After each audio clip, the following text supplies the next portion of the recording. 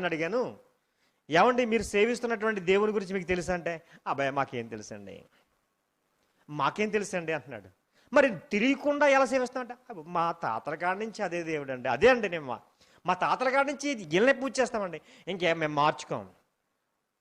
మరి మీ కుమారుడు ఏం చేస్తానంటే, మా కుమారుడు చదువుకుంటున్నాడండి. ఏం చదువుతున్నాడంటే, అది కూడా ఇంజనీర్ చదివిస్తున్నానండి. మీ కుమారుడు మరి మీ తాతల కాడి నుంచి మీరు ఇదే వృత్తి కదా, వ్యవసాయం చేస్తారు కదా, అది వ్యవసాయం చేయాలి. అబ్బాయి కాదండి, మా కుమారుడు డాక్టర్ అయిపోవాలి, మా కుమారుడు ఇంజనీర్ అయిపోవాలి, మా కుమారుడు గొప్పవాడైపోవాలి.